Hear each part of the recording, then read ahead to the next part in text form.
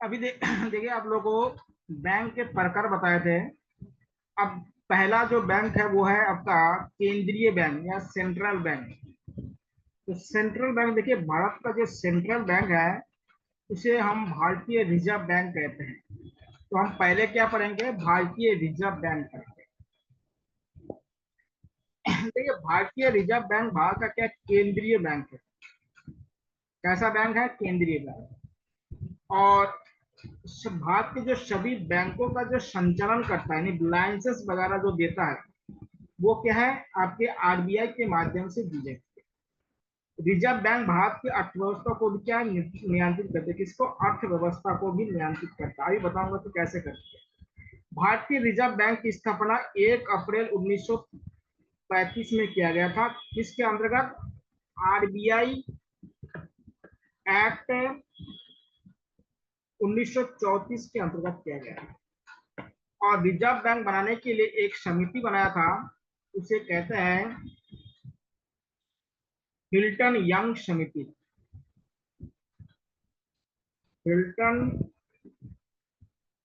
Young committee के सिफारिश के आधार पर क्या है बनाया गया था, और ये बनाया गया था 1926 में। कौन सा कमिटी? ठीक है, मेन इनको कमिटी बनाया गया था 1921 को बनाया गया था कमिटी। और 26 में क्या था, उसका रिपोर्ट आया। रिपोर्ट कब आया था? 1926। तो हिल्टन यंग जो कमेटी थे उसकी सिफारिश के आधार पर क्या है, आरबीआई एक्ट 1934 लाया गया था। और उसी के अंतर्गत 1 अप्रैल 1935 को क्या है, रिजर्व बैंक ऑफ इंडिया का गठन हुआ। देखिए RBI act, reserve bank act क्या है, 1934 कमीशन बनाया जाए। और जो हमारे अंबेडकर जी है, इन्होंने क्या रिजर्व बैंक को बनाने में बहुत मदद किया। आप लोग जानते हैं कि अंबेडकर जी जब भारत आजाद हुआ था तो सबसे ज्यादा पढ़े लिखे व्यक्ति थे। विदेशों से 3 विषय पे उनके पास पीएचडी की डिग्री थी। एक साइंस में, एक इकोनॉमी में, और एक क्या है आपके लॉ में। इकोनॉमी के भी क्या थे, बहुत बड़े ज्ञाता थे। समझ लीजिएगा डॉक्टर अंबेडकर जी। इकोनॉमी हो गया, साइंस हो गया यानी फिजिक्स, साइंस में भी क्या है, फिजिक्स। फिजिक्स हो गया, और क्या कहते हैं, लॉ यानी कानून। इन तीनों चीजों में क्या था, उनके पास पीएचडी की डिग्री थी। और सब विदेशों से, कैम्ब्रिज, ऑक्सफोर्ड, इन बड़े बड़े विश्वविद्यालयों से उनके उनके पास क्या था, डिग्री आती। तो इकोनॉमिस्ट भी थे, ध्यान देगा। अंबेडकर जी केवल क्या है, कानूनविद नहीं थे, बल्कि क्या थे, इकोनॉमिस्ट भी थे बहुत बड़े। क्या थे? अंबेडकर जी क्या है, इकोनॉमिस्ट भी थे, बहुत बड़े इकोनॉमिस्ट भी है। ठीक है, सबसे पहले जो भारतीय रिजर्व बैंक का मुख्यालय कहाँ बनाया गया था, कोलकाता में बनाया गया था। बाद में 1937 में इसका मुख्यालय कहाँ पे है, मुंबई बनाया गया। अभी भी क्या है, आरबीआई का हेडक्वार्टर कहाँ पे है, मुंबई में। ठीक है, आपको पता कि ये पहले क्या था, एक निजी बैंक था, जिसे 1949 को यानी 1949 को राष्ट्रीयकृत करके अब यह भारत सरकार का उपक्रम कर दिया। ठीक है। और इसके वर्तमान जो गवर्नर है वो शक्तिकांत दास है। और इसके क्या है, 29 क्षेत्रीय कार्यालय है जो अलग अलग राज्य के राजधानियों में है। तो उत्तराखंड में जो आरबीआई का जो कार्यालय है, और उत्तराखंड में जो आरबीआई का जो कार्यालय है वो आपका देहरादून में है। ये क्वेश्चन भी क्या है, पूछा गया है, ग्रुप सी में पूछा गया है। आरबीआई का कार्यालय कहाँ पे है? देहरादून। एक बात ध्यान रखिएगा, देखिए जब आरबीआई बना था ना, तो उनका जो टोटल पूंजी था 5 करोड़ रुपए था। कितने करोड़ रुपए था? जब आरबीआई बना था तो उनके पास टोटल पूंजी कितना था? 5 करोड़ रुपए से आरबीआई का गठन किया गया था। और आरबीआई के जो पहले अध्यक्ष था वो था ओशबर्न स्मिथ। पहले अध्यक्ष यानी अध्यक्ष मतलब गवर्नर, गवर्नर जिसे कहते हैं आप, तो कौन था? ओशबर्न स्मिथ क्या है, इनके पहले क्या है, गवर्नर थे। कौन थे? पहले गवर्नर। और वर्तमान में कौन है? शक्तिकांत दास। ध्यान दिया। अगर आपसे पूछा जाए कि आरबीआई के पहले भारतीय गवर्नर कौन थे, देखिए आरबीआई के पहले भारतीय गवर्नर थे CD Deshmukh. CD Deshmukh. CB Deshmukh क्या है, आरबीआई के पहले भारतीय गवर्नर। ये क्या था, प्रथम भारतीय गवर्नर, प्रथम भारतीय गवर्नर। देखिए गवर्नर का जो कार्यकाल होता है ना वो 3 वर्ष का होता है। गवर्नर का कार्यकाल कितना होता है, 3 वर्ष का होता है। और उसी कार्यकाल को बढ़ाया भी जा सकता है। एक गवर्नर होते हैं और 4 क्या होते हैं, उप गवर्नर होते हैं। ध्यान देगा, एक गवर्नर होते हैं और 4 क्या होते हैं, उप गवर्नर होते हैं। ध्यान देगा।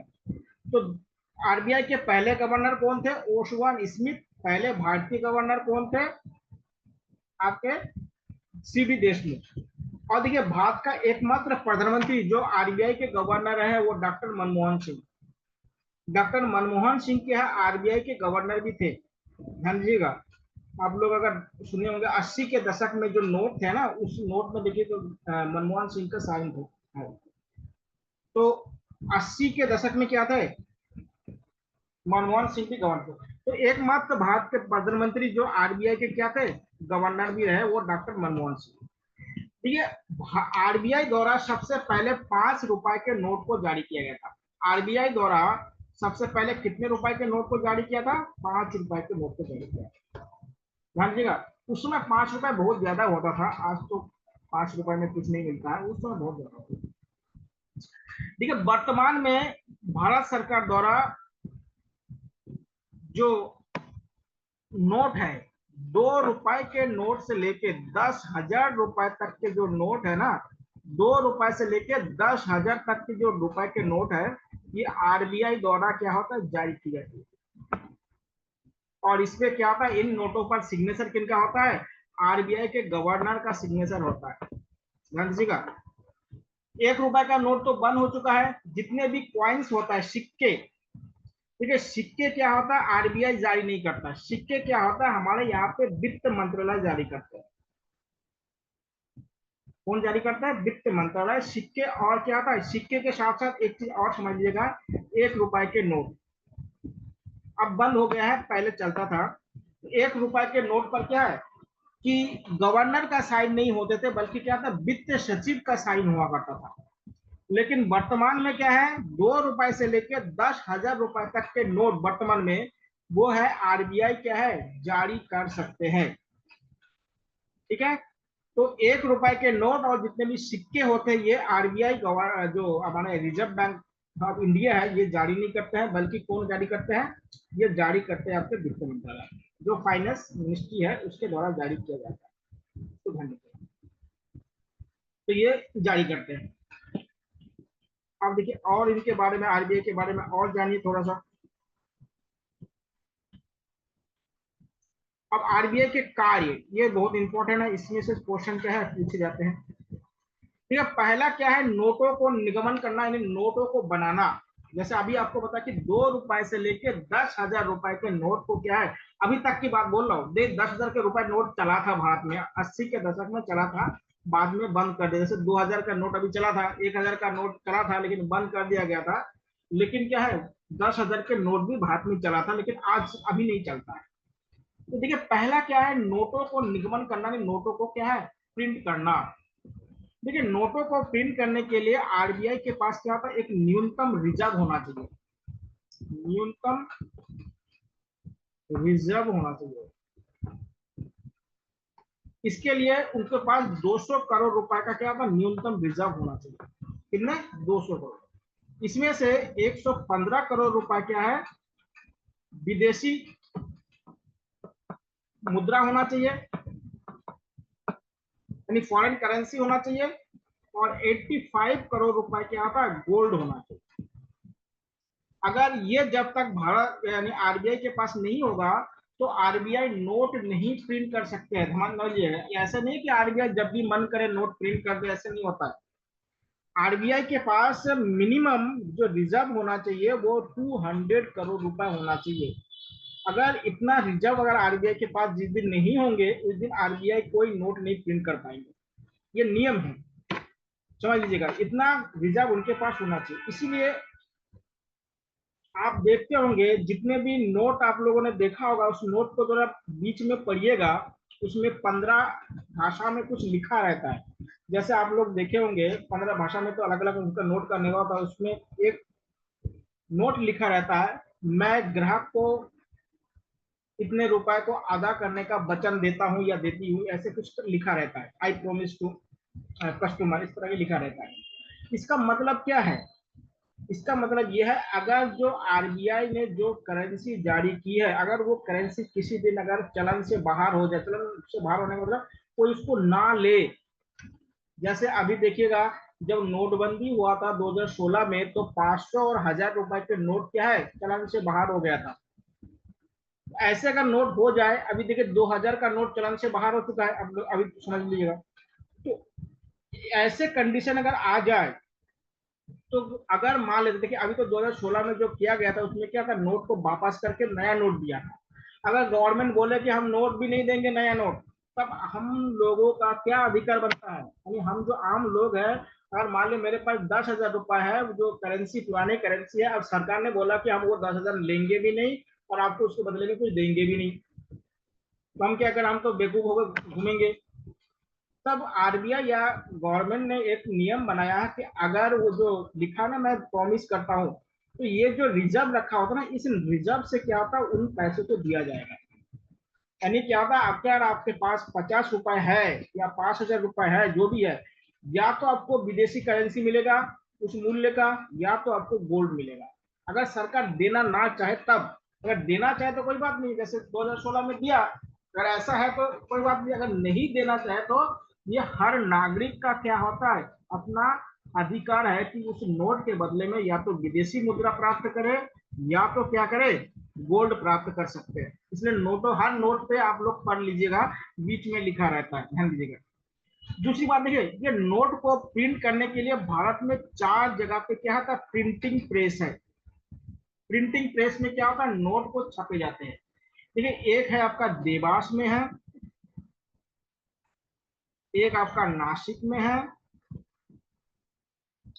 एक आपका मैसूर में है, और एक आपका कोलकाता के नजदीक है, कोलकाता ही मान के चलिए, कोलकाता। यहाँ पे क्या होता है, जो आप हम लोग जो नोट इस्तेमाल करते हैं, नोट करेंसी से कहते हैं, उनको प्रिंट किया जाता है। उनको क्या जाता है, प्रिंट किया जाता है, प्रिंट मतलब छपा जाता है, छापा खाना जिसे कह सकते हैं। तो इन 4 जगह पे क्या होता है, नोट छापे जाते हैं, ध्यान दीजिएगा। और एक बात ध्यान रखिएगा, ऐसे नहीं कि मन मर्जी जितना भी नोट छाप दे, ऐसे नहीं होता है। जो हमारे देश का जीडीपी होता है, जैसे आपको जीडीपी बता था, जीडीपी से ज्यादा नोट नहीं छाप सकते। अगर जीडीपी से जब ज्यादा नोट छाप देंगे ना, तो क्या होता है, ज्यादा नोट आ जाएगा और इन्फ्लेशन बढ़ जाएगा, वस्तु का दाम बढ़ जाएगा, नोट ही नोट हो जाएगा। जैसे आपने एक देश का नाम सुना होगा, जिम्बाब्वे। वहां पे क्या होता है, इन्फ्लेशन 200, 300, 10,000% तक बढ़ गया है। वहां पे लोग बैग बैग भर के क्या होता है, करेंसी ले जाता है, और क्या होता है, आधा बैग क्या होता है, सब्जी और चावल खरीद के लाते हैं। क्योंकि वहां पे क्या, करेंसी का जो करेंसी है उसका वैल्यू बहुत कम हो चुका है। समझिएगा, तो इससे क्या होता है कि केवल नोट छपवाने से क्या होता है, इकोनॉमी में ग्रोथ नहीं होता। इकोनॉमी ग्रोथ तभी करेंगे कम नोट हो, और नोट क्या होता है, जीडीपी के अनुसार होना चाहिए। अगर जीडीपी से ज्यादा करेंसी हो जाएगा, भाई आपके पास जब वस्तु नहीं होंगे तो नोट होने से क्या होगा, नोट होंगे तो क्या होगा, वस्तु खरीदने के लिए ज्यादा लोग होंगे, वस्तु नहीं होगा तो उसका प्राइस ऑटोमेटिक बढ़ जाएगा। जैसे आपको बताया था कि ये जो 15 लाख वाला लोगों ने जो अफवाह फैलाया है, वो अगर सबके खाते में आ जाएगा, मान लेते, तो क्या इन्फ्लेशन इतना ज्यादा बढ़ जाएगा, जो चीज आप अब 2 रुपए में खरीदते वो 200 रुपए हो जाएगा। तो कुछ से कोई मतलब नहीं बनता, इकोनॉमी पूरा डवाडोल हो जाएगा। समझ लीजिए, जो जानकार व्यक्ति है वो कभी नहीं बोलेगा कि फ्री में कुछ दो। इसलिए क्या होता है, इकोनॉमी में क्या होता है, फ्री में कुछ देना नहीं होता है। ये कहावत आप लोगों ने सुना होगा कि अगर इकोनॉमी को अच्छा चलाना है, तो किसी को क्या है, मछली मत दीजिए, मछली पकड़ने का कांटा दीजिए। कि कांटा से अगर मछली पकड़ लेगा तो मेहनत करेगा, तो उसको क्या होगा, इकोनॉमी में वो क्या होगा, सर्वाइव करेगा। अगर उसको मछली देंगे तो वो एक खा पी के बराबर कर देगा, फिर मेहनत नहीं करेगा। तो इकोनॉमी में फ्री नहीं देना होता है। इसलिए देखिएगा क्या होता है, आप लोग डब्ल्यूटीओ का सुनिए होगा, वर्ल्ड ट्रेड सेंटर ऑर्गेनाइजेशन। तो उसमें कहता है कि सब्सिडी कम करने की बात करता है। अभी देखिएगा जो हमारे देश में जो ये अनाज दिया जा रहा है सब्सिडी, इसको डब्ल्यूटीओ बहुत ज्यादा विरोध करता है। इससे क्या होता है कि इकोनॉमी क्या होता है, डाउनफॉल ज्यादा होता है फ्री देने से, क्योंकि फ्री देने से लोग क्या होता है उसका मिस यूज ज्यादा करते हैं। फ्री देने से क्या होता है, उसका मिस यूज ज्यादा होता है। मान लीजिए तो क्या होता है, नोट का छपाने का काम कौन करता है, आरबीआई। दूसरा है मौद्रिक नीति निर्धारण करते हैं। मौद्रिक नीति के बारे में अभी अभी आगे नीचे पढ़ेंगे, इसलिए आप यहाँ पे बात नहीं कर रहे मौद्रिक नीति के बारे में। मौद्रिक नीति के बारे में बात हम नीचे करेंगे। वित्तीय प्रणाली का विनिमय और पर्यवेक्षण। देखिए वित्तीय प्रणाली जितने भी हमारे देश में बैंकिंग सिस्टम है, वित्तीय क्षेत्र है, उसको निगरानी है। जैसे ब्याज दर कितना होना चाहिए, रेपो रेट कितना होना चाहिए, रिवर्स रेपो रेट कितना होना चाहिए, ये सब निर्धारित कौन करता है, ये आरबीआई द्वारा किया जाता है।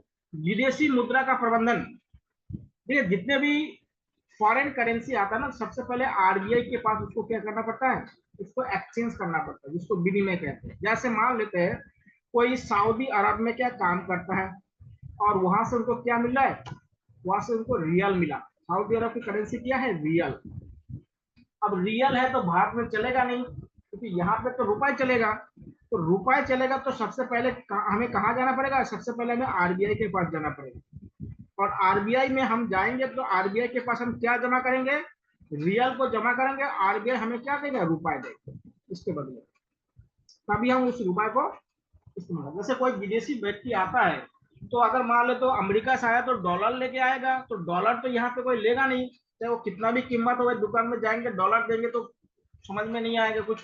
तो इसलिए पहले क्या होगा, अमेरिका से आने वाला व्यक्ति सबसे पहले आरबीआई के ब्रांच में जाएंगे, और ब्रांच में जाके मतलब उनका कोई भी जो ब्रांच होता है, और वहां पे क्या होता है उनको पहले एक्सचेंज करेंगे, और एक्सचेंज करके तो विदेशी मुद्रा का जो प्रबंधन होता है वो कौन करता है, आरबीआई। मुद्रा जारी करना, जो आप लोगों को पता कि मुद्रा जारी का इसका विनिमय करना, परिचालन करना, कितना मुद्रा छपना चाहिए, कितना करेंसी क्या होना चाहिए, वो सारी चीज क्या होता है आपके आरबीआई के द्वारा की जाती है। सरकार का बैंक या बैंकों का बैंक कहा जाता है। देखिए सरकार का बैंक या बैंकों का बैंक, ये कितनी बार पूछा गया है इकोनॉमी में क्वेश्चन, इसको ध्यान दीजिए। जैसे देखिए सरकार का बैंक का मतलब क्या होता है, जब भी सरकार को आर्थिक संकट होती है तो आरबीआई से लोन लेते हैं। देखिए कोई भी चीज क्या होता है, अगर सरकार चाहे तो ऐसे नहीं ले सकते, लोन के रूप में लेना पड़ेगा। तो क्या होता है इकोनॉमी में, क्या होता है भाई भतीजावाद नहीं होता, बल्कि सब क्या होता है ऑटोमेटिक क्या होता है, कागजात में होता है। लोन गवर्नमेंट को भी क्या आरबीआई से लोन लेना पड़ता है। और जो बैंकों का बैंकर क्यों कहा जाता है, जितने भी कॉमर्शियल बैंक होता है इनको जो पूंजी यानी इसको जो क्रेडिट देना होता है, जो साख कहते हैं, वो क्या होता है आपके आरबीआई के माध्यम से दिया जाता है। तो इसको सरकार का बैंकर भी कहते हैं, और बैंकों का बैंकर भी इसको कहा जाता है। साख नियंत्रित, क्रेडिट देना। साख मतलब क्रेडिट। जैसे मान लिया एसबीआई के पास पैसे की कमी हो गया, तो कहां से उधार लेंगे, आरबीआई से उधार लेंगे।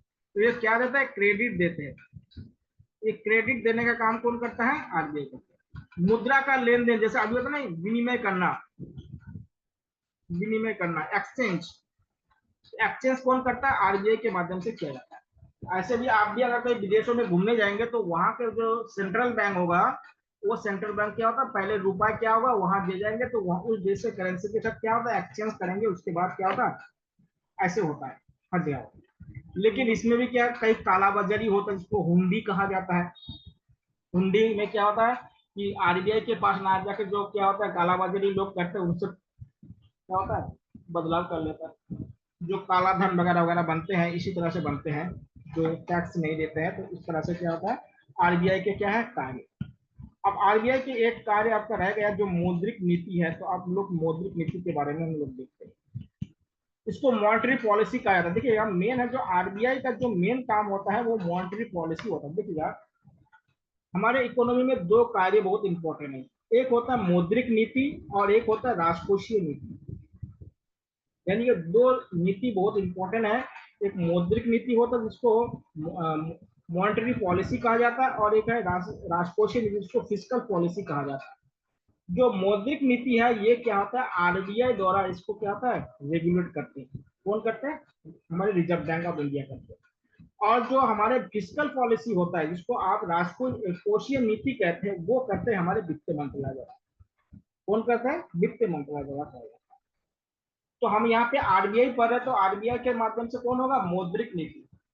देखिए भारत की मौद्रिक नीति का कार्यान्वयन कौन करता है, भारतीय रिजर्व बैंक करता है। मौद्रिक नीति एक ऐसी नीति होती है जिसके माध्यम से किसी देश का मौद्रिक प्राधिकरण उस देश का सेंट्रल बैंक या उस देश की अर्थव्यवस्था के अंदर ब्याज के दरों को नियंत्रण के माध्यम से मुद्रा की पूर्ति को नियमित और नियंत्रित करता है, ताकि वस्तुओं के दाम में बढ़ोतरी से बचा जा सके और अर्थव्यवस्था को विकसित या विकास की तरफ अग्रसर किया। देखिए मेन मुद्दा है हमें इन्फ्लेशन को रोकना। इन्फ्लेशन मतलब महंगाई को रोकना या वस्तु के दाम में वृद्धि को रोकना। अगर इन्फ्लेशन ज्यादा हो जाएगा तो फिर क्या होगा, जितने भी गरीब लोग हैं, जो डेली बेसिस पे काम करने वाले जो लोग हैं या जो नौकरी पेशा लोग हैं, इनके जिंदगी बहुत बुरा होने वाला है, क्योंकि सैलरी तो बढ़ती नहीं है लेकिन बाकी वस्तुओं के दाम बढ़ जाता है। मान लिया आपका 40,000 रुपए सैलरी है और आज आप 100 रुपए दाल खरीद रहे, कल अगर 150 रुपए दाल खरीद हो जाएगा तो क्या होगा, सैलरी तो बढ़ी नहीं है लेकिन क्या है, वस्तुओं का दाम बढ़ गया तो आपको दिक्कत होने लगेगी। ऐसा हर वस्तु का होता है। इसलिए क्या होता है, मौद्रिक नीति क्या करता है कि किसी भी तरह से क्या होता है कि जो करेंसी है, करेंसी को मैनिपुलेट करके, उसको रेगुलेट करके जो इन्फ्लेशन है, इन्फ्लेशन को कम करना। ठीक है, इसके लिए क्या होना चाहिए कि मार्केट में जो मनी फ्लो होता है ना, मनी फ्लो को कंट्रोल करना। मेन इनका मकसद क्या था, मार्केट में मनी फ्लो को कंट्रोल करना। यानी आरबीआई ये डिसाइड करता है कि मार्केट में कितना मनी होना चाहिए। अगर एक लिमिट से अगर ज्यादा मनी हो जाएगा तो इन्फ्लेशन बढ़ जाएगा, क्योंकि मनी करेंसी ज्यादा होगा, लोग ज्यादा खरीदारी करेंगे। लेकिन अगर मुद्रा या मनी अगर एक लिमिट से कम भी हो जाए, फिर लोगों के पास पैसा नहीं होगा तो लोग खरीदेंगे नहीं, तो फिर क्या कोई उत्पादन भी नहीं होगा, यानी सप्लाई भी बंद हो जाएगा। डिमांड नहीं होगा तो सप्लाई नहीं होगा। तो इन सप्लाई और डिमांड के बीच में एक संतुलन बनाने का काम कौन करता है, आरबीआई करता है। किसके माध्यम से, मौद्रिक नीति के माध्यम से करते हैं, मॉनेटरी पॉलिसी के माध्यम से करता है कि मार्केट में कितना तरलता होना चाहिए। तरलता का मतलब होता है लिक्विडिटी, तरलता का मतलब होता है करेंसी कितना होना चाहिए। ध्यान दीजिएगा, जो हमारे जो करेंसी होता है ना, ये सबसे ज्यादा लिक्विडिटी होता है, जल्दी एक्सचेंज हो जाता है, तो इसका मार्केट में कितना होना चाहिए, तो वो क्या होता है आपका मौद्रिक नीति। देखिए मौद्रिक नीति का उद्देश्य क्या होता है, पहले समझ लीजिएगा। मूल्य को स्थिर करना। देखिए अभी आपको बता दें कि इसमें मूल्य को स्थिर किया जाता है, जो प्राइस होता है उसको स्थिर किया जाता है। देखिए कैसे होता है, मान लेते हैं कोई व्यक्ति 40,000 रुपए मंथली कमाता है, 40,000 रुपए मंथली कमाता है, और ये व्यक्ति क्या है, कोई भी वस्तु इनके समाज में है, तो ये क्या है, इनके समाज में वस्तु की जो कीमत है, इसमें मान लेते हैं 30,000 रुपए खर्च कर देते हैं वस्तु के खरीदने, 30,000 खर्च हो जाते हैं। अब मान लेते हैं कमाई उतना रह गया है और मार्केट में मनी फ्लो ज्यादा हो गया है, अब वस्तु का दाम बढ़ गया है। अब क्या होता है, इनका जो खर्चा है वो 35,000 रुपए हो गया है। तो बताइए उनका बचत कितना हो जाएगा। अब बचत के पहले 10,000 रुपए बचत हो रहा था, अब क्या होगा, उनका 5,000 रुपए बचत है, 5,000 रुपए बचत। तो ये बचत को बढ़ाने के लिए क्या करेगा, वस्तु को कम खरीदेगा, और वस्तु को इसमें क्या होगा, वस्तु को ज्यादा खरीदेगा। इसलिए इन्फ्लेशन को क्या है, कंट्रोल करना बहुत जरूरी है। इन्फ्लेशन बढ़ जाएगा तो लोग क्या होगा, करेंसी ज्यादा आ जाएगा, वस्तु का डिमांड ज्यादा करेंगे। लेकिन जो सैलरी वाले लोग हैं ना, उनके लिए ये दिक्कत नहीं लगती है। ठीक है, जो सैलरी बेस होता है उनको दिक्कत होगा, जो उत्पादक होते हैं, जो कोई ना कोई चीज बनाता है, उनके लिए अच्छा होता है। जैसे कोई किसान है या कोई उद्योग धंधे हैं, उनके लिए अच्छा होता है। जो कर्जदार होते हैं उनके लिए भी क्या होता है, इन्फ्लेशन बढ़ने पर उनको भी अच्छा होता है। कर्जदार जो होते हैं, जो ऋण लेके काम करने वाले लोग होते हैं, उनको भी क्या होता है, ये सारी चीज क्या होता है, पहले मूल्य को क्या है, स्थिर रखना होता है। दूसरा था बैंकों के ऋण की बढ़ोतरी पर नियंत्रण। ध्यान दीजिएगा, मौद्रिक नीति क्या करता है, जो ऋण होता है, जो लोन होता है, उसके कंट्रोल करने का काम करता है। देखिए क्या होता है ना, जो ब्याज दर होता है ना, वो क्या होता है, हमारे यहाँ पे एक दो दर होता है, एक रेपो रेट होता है और एक रिवर्स रेपो रेट होता है, उस पर निर्भर करता है। अगर आरबीआई क्या है, रेपो रेट अगर बढ़ा दे तो क्या, जो कॉमर्शियल बैंक है ना, वो आरबीआई से कम लोन लेगा, उससे क्या था, वो मार्केट में क्या था, आम जनता को भी कम लोन देगा। जब लोन कम होगा तो मार्केट में मनी फ्लो कम हो जाएगा। अभी आपको बताऊंगा रेपो रेट वगैरह, तो उसके कारण क्या होगा मार्केट में, क्या अगर रेपो रेट अगर ज्यादा हो जाएगा तो क्या होगा, आरबीआई कॉमर्शियल बैंक, जो कॉमर्शियल बैंक है वो आरबीआई से कम लोन लेगा, और जो कॉमर्शियल बैंक है वो आम जनता को कम लोन देगा। इसलिए मार्केट में क्या होगा, मनी फ्लो कम हो जाएगा। अगर क्या होगा, रेपो रेट अगर कम हो जाएगा तो जो कॉमर्शियल बैंक है वो क्या होगा, आपके आरबीआई से ज्यादा लोन लेंगे, और जो ग्राहक होंगे या जो आम जनता होंगे उनको क्या होगा, ज्यादा लोन देंगे। ज्यादा लोन देने का मतलब क्या होगा, मार्केट में पैसा ज्यादा हो जाएगा। भाई पैसा जिसके जेब में, अगर पैसा खर्चा ही हो जाता है, पैसा जितना भी हो खर्चा हो जाता है, जो डेली बेज होता है, जो अमीर लोग है उसके अलग सिस्टम होता है, क्योंकि अमीरों से मार्केट नहीं चलती है, समझिए। दूसरा होता है, तीसरा दिन चीज देखिएगा, इसमें बोलता है स्थिर निवेश का संवर्धन। स्थिर निवेश यानी निवेश, जो इन्वेस्टमेंट होता है उसको क्या है, स्टेबल करने के लिए। अगर निवेश को स्टेबल नहीं करेंगे तो लोग का क्या होगा, निवेश से भरोसा उठ जाएगा।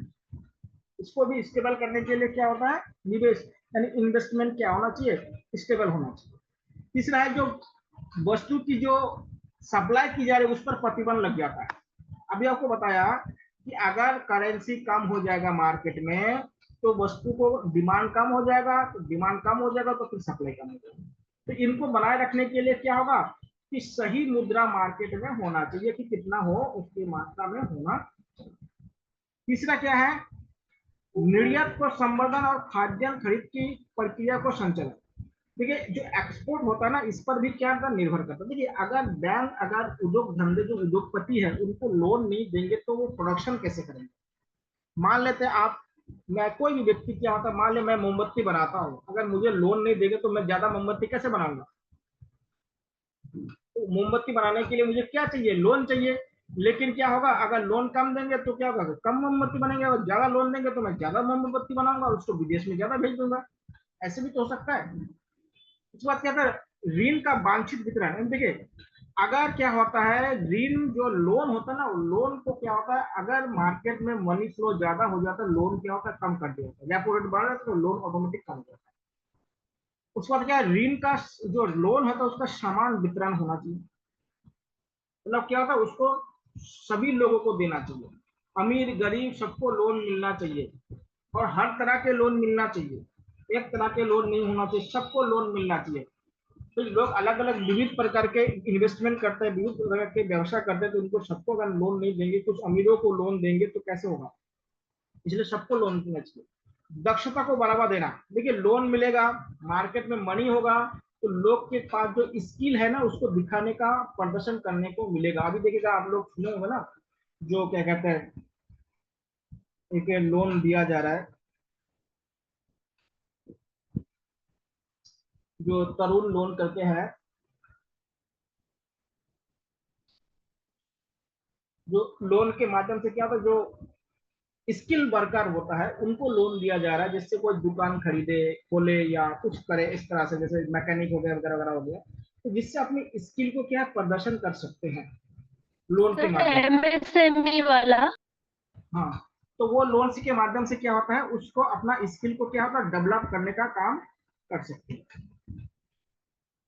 अब मुद्रा लोन, सॉरी उसका मैं नाम भूल रहा था, मुद्रा लोन दिया जा रहा है। तो मुद्रा लोन के माध्यम से क्या है, जो स्किल वर्कर होगा उनको क्या है, लोन दिया जा रहा है, वो अपने जो जो भी स्किल उन्होंने सीखे हैं उनका क्या होगा, अपने माध्यम से उसका यूज कर रहा है। फिर है कठोरता को कम करना। देखिए मार्केट में जो कठोरता है ना उसको भी कम करता है। देखिए पहले क्या था कि कुछ लोगों के हाथ में पूरी तरह से इकोनॉमी होता था।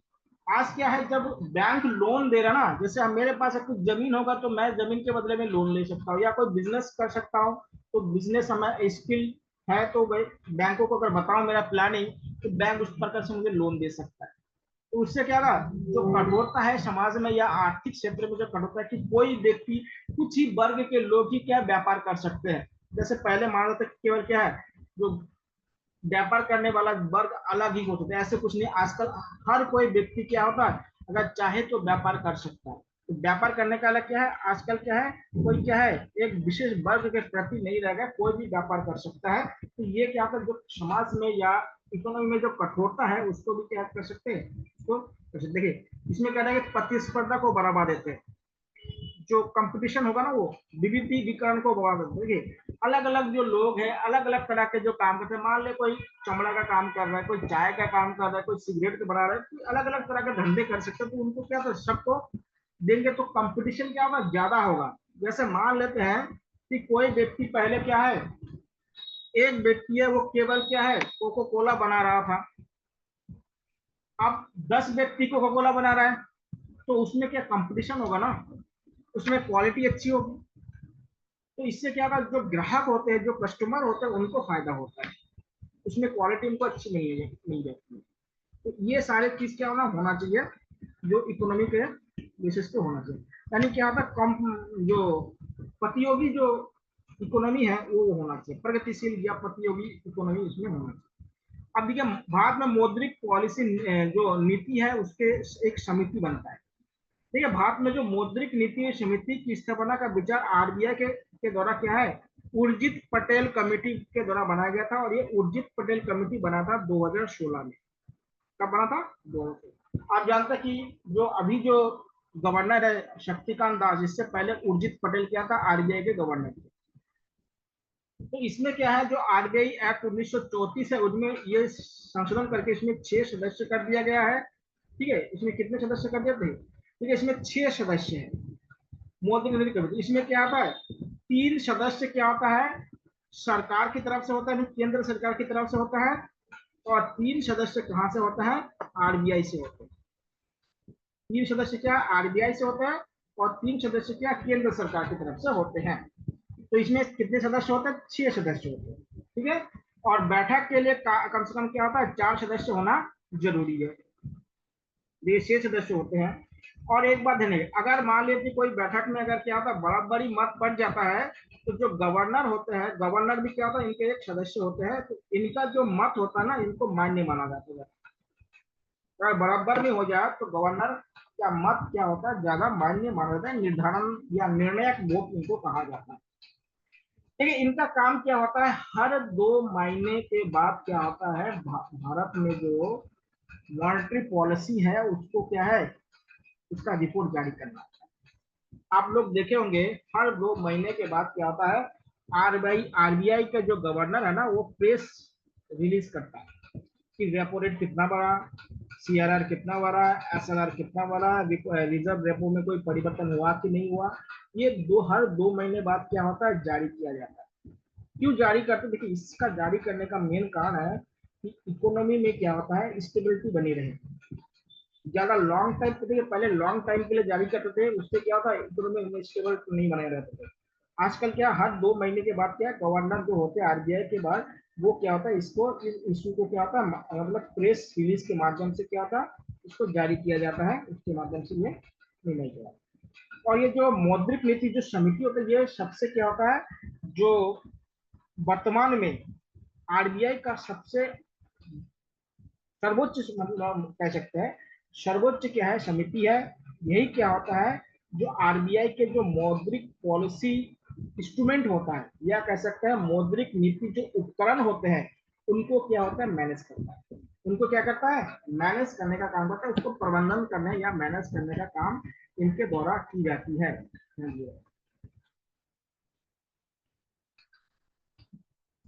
अब मौद्रिक नीति के उपकरण क्या क्या है, ये सब आपको बताना है। एक होता है बैंक दर, देखिए यहाँ पे ब्याज दर नहीं बोला जा रहा है, यहाँ पे बैंक दर और ब्याज दर में अंतर होता है। यहाँ पे बैंक रेट है और एक ब्याज दर। देखिए ब्याज दर में हम क्या होता है, कोई बैंक वाणिज्य जो बैंक होता है ना, वो जो ग्राहकों को जो ऋण या लोन जिस दरों पर देते हैं ना उसको ब्याज दर कहते हैं। यहाँ पे ब्याज दर नहीं, यहाँ पे क्या बैंक दर है। आप लोग बैंक दर समझिए क्या होता है, ये जो मौद्रिक नीति के क्या उपकरण है। ठीक है, इसको समझने के लिए थोड़ा सा टेक्निकल शब्द है तो समझिएगा। तो क्या होता है, यहाँ पे 3 लेयर है, एक है कस्टमर, एक है आपका वाणिज्य बैंक, और एक है आपका सेंट्रल बैंक। और इसके बीच में क्या है, बिजनेसमैन। जो बिजनेसमैन क्या करता है, इन बैंकों के साथ क्या होता है, चेक का लेन देन करते हैं, अपने कंपनी या जो भी है उनके साथ करते हैं। समझिए इसको, पहले एग्जाम्पल के माध्यम से समझिए। इसको एग्जाम्पल से समझेंगे तो सबसे बढ़िया इसको समझ में आएगा, नहीं तो क्या होगा, इसको समझना बहुत मुश्किल हो जाएगा। मान लेते कोई रेस्टोरेंट है, आर आर क्या, कोई रेस्टोरेंट है, और ये एक फैमिली के साथ क्या होता है, यहाँ खाने के लिए आ जाता है। मतलब खाना, अमीर आदमी है, रेस्टोरेंट भी बहुत नामी रेस्टोरेंट है, मान लिया कि ताज होटल में आया होगा, जहाँ पे बहुत कीमती क्या थाली मिलता है, 16,000, 20,000, 25,000 का थाली मिलता है, जो महंगा थाली होता है। अब मान ले एक या अपने साथ 10-15 लोग लेके आए पार्टी करने के लिए, और आने के बाद क्या इतना पैसा नहीं लेके आया, कि मान लेते 10-15 लोग लेके आया, या कितने भी लोग लाया, तो मान ले लाख, 2, 5, 10 लाख का क्या बिल बना हुआ खाने वाने का। तो जब इनके पास, मान लेते कि इस समय उनके पास क्या नहीं है, पैसा नहीं है जेब में, किसी कारण से मान लेते ऐसे होता है, नहीं रहता है। अब ये बड़े आदमी है, अमीर आदमी है ना, अब इसको मत समझे कि इसको काम करवाएंगे। तो बड़े आदमी है, तो इसका जो मैनेजर होगा इस रेस्टोरेंट का, तो बोलेगा ठीक है, आपके पास इस समय चेक वगैरह कुछ नहीं है, पैसा पैसा कुछ नहीं है, तो आप क्या करेंगे, एक चेक दे दीजिए। और वर्तमान में ना हो तो उसको देखिए, आज जैसे 1 जुलाई है, आज का डेट क्या है, 1 जुलाई। 1 जुलाई को उनको क्या है, पैसा पेमेंट करना है, लेकिन उनके पास पैसा नहीं। उन्होंने बोला कि चलो ठीक है, 1 जुलाई आपके पास पैसा नहीं है, तो आप 30 जुलाई का नाम के चेक मुझे दे दीजिए। कितने जुलाई का, 30 जुलाई का चेक किनको दिया, ए व्यक्ति ने एम को दिया। ए व्यक्ति ने क्या दिया, एम को दिया। तो एक क्या है, एक ग्राहक है, एम क्या है, यहाँ पे मैनेजर है। अब इनके पास क्या आ गया, 30 जुलाई का क्या है, एक चेक आ चुका है। अब देखिए क्या करेगा, एम एम व्यापारी है, बिजनेसमैन है, तो इनको भी क्या था, बहुत ही समय पे क्या था, पैसे की आवश्यकता होती है। तो ये मान लेता कि एसबीआई का क्या कस्टमर है, मतलब इनका बैंक का नाम क्या, एसबीआई है। तो इनको मान लेते 10 जुलाई को इनको पैसे की बहुत ज्यादा आवश्यकता होगी। तो 10 जुलाई को जब पैसे की आवश्यकता होगा ना, तो एम व्यक्ति क्या होगा, ये चेक लेके क्या था, एसबीआई के पास जब जाएगा ना, तो एसबीआई बोलेगा कि हम क्या होगा, आपको मान लेते इसमें इन्होंने 1 लाख रुपए का चेक दिया होगा, या 10 लाख रुपए का चेक मान के चलिए, 10 लाख रुपए का चेक दिया होगा। तो 10 लाख रुपए का जो चेक दिया, तो बोले कि हम पूरी पूरी आपको 10 लाख रुपए नहीं दे पाएंगे। क्यों, क्योंकि चेक का ड्यू डेट कब है, 30 जुलाई है, और आप कब आ गया, 10 जुलाई को आ गए। तो ये मान लेते 10% क्या होता है, ये डिस्काउंट करके क्या होता है, ये चेक का भुगतान एम को कर दिया। चेक का भुगतान किसको कर दिया, एम को कर दिया। अब मान लिया एसबीआई भी क्या है, ये भी कॉमर्शियल बैंक है, ये भी लोन वगैरह देते हैं, इनको भी क्या है, पैसे की आवश्यकता आ गया, मान लिया 20 जुलाई को। अब एसबीआई किसके पास जाएगा, आरबीआई के पास जाएगा। आरबीआई से बोलेगा कि हमें भी क्या है, इस चेक को क्या है, क्लियर कर दीजिए। तो आरबीआई बोलेगा कि ये चेक कब क्लियर होगा, 30 जून को, 30 जुलाई को क्लियर होगा। और आप कितने जुलाई को आ गए, 20 जुलाई को आ गए। तो हम भी क्या करेंगे, मान लेते यह बोल दे हम 8% डिस्काउंट लेंगे। डिस्काउंट मतलब छूट लेंगे, तभी आपको देंगे। तो 8% देंगे। देखिए ये जो छूट है या जो डिस्काउंट है ना, इसको हिंदी में बट्टा कहते हैं। तो जिसको बट्टा के माध्यम से दिया जाता है। तो ये जो डिस्काउंट होता है ना, इन डिस्काउंट को क्या कहा जाता है, बैंक दर कहा जाता है। कितने डिस्काउंट पे क्या होता है, ये चेक को क्लियर किया गया है, उस दर को क्या कहते हैं, उस दर को क्या कहते हैं। देखिए ये देखिए, एक तरह क्या वाणिज्य पत्र होता है, जिसको कॉमर्शियल क्या करता है, पेपर कहा जाता है, इसके माध्यम से की जाती है। तो इसमें देखिए छूट देते हैं, डिस्काउंट मतलब छूट दिया जाता है। देखिए जितने बिलों को जितनी बार क्या होता है छूट देंगे, उसी बार से क्या होता है, उसको दर निर्धारित किया जाएगा। तो बैंक दर में क्या है, वृद्धि से मुद्रा आपूर्ति कम हो जाती है, इसका विपरीत भी हो सकता है। तो समझ में आया कि बैंक दर क्या है, कि आरबीआई और एसबीआई यानी कॉमर्शियल बैंक और केंद्रीय बैंक के बीच में जितना डिस्काउंट या छूट दी गई है, उस दर को बैंक दर कहा जाता है। ये जो व्यापार में ये लोग होते रहते हैं, व्यापार में हर व्यक्ति के पास क्या होता है, पैसा हमेशा रहता नहीं है, कोई भी व्यापारी हो, तो ऐसे काम चलते रहते हैं। तो समझ में आ गया होगा बैंक दर। ये तो टेक्निकल चीज है, बैंक दर लोग समझते होंगे, जो